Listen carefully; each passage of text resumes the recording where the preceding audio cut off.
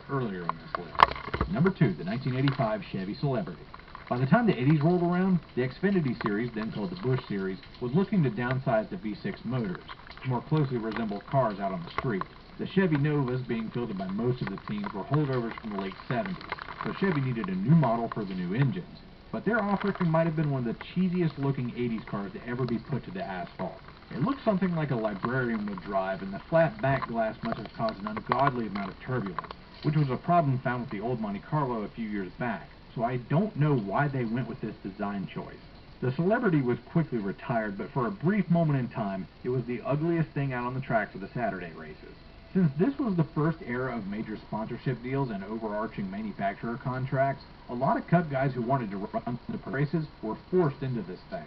Darrell Waltrip as well as Dale Earnhardt both found themselves piloting Celebrities whether they wanted to or not. But with so much talent on payroll and money being fronted by GM, the Celeb won plenty of races, but thankfully never made it into the NASCAR Cup Series competition. Thank goodness. And finally, number 1, the 2007 through 2010 Car of Tomorrow. Nowadays, the Car of Tomorrow is looked back on fondly by the sport's younger fans who grew up with it, but when this car was first unveiled in 2006, the NASCAR world was disgusted. This lumpy, top-heavy design was not at all futuristic looking, but the real first, the front splitter scoop was specifically designed to deflect debris that might cover up the front grille, but in reality, it just made things worse.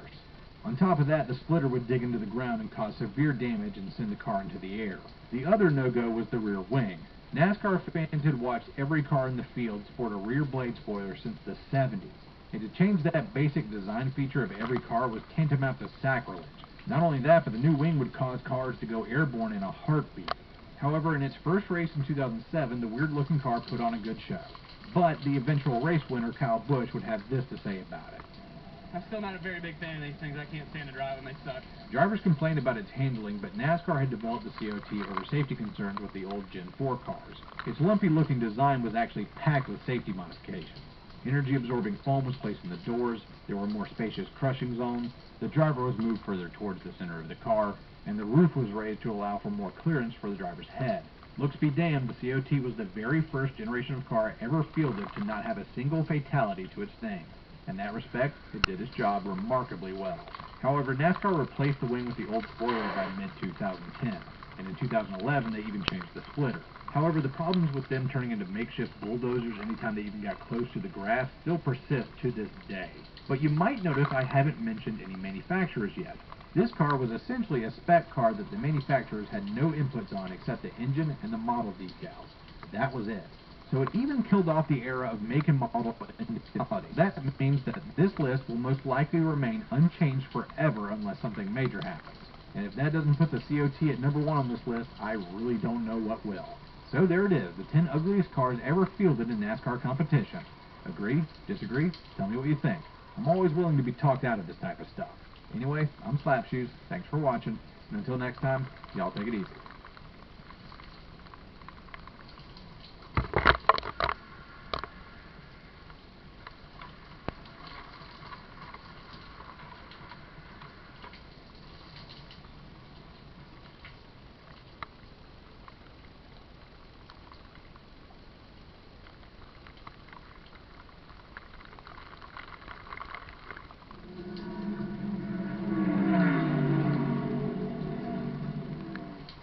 The NASCAR Cup Series has held nearly 2,700 races across more than 170 different tracks since its inception in 1949. And of those 170 tracks to host a big league NASCAR event, they ranged all the way from ultra-modern, state-of-the-art cathedrals of speed to simple dirt ovals carved out into the countryside. But the true magic of NASCAR is that you don't have to dump millions into a facility for it to be a fan favorite. A little ingenuity and some good management can go a long way in making both drivers and fans alike happy as can be. But some tracks today live on in protected by drivers and viewers alike, and even by the people who built and managed them. Maybe the tracks produced boring races. Maybe they were a dump nobody wanted to go to. Or possibly they were just so dangerous that drivers said to hell with racing there.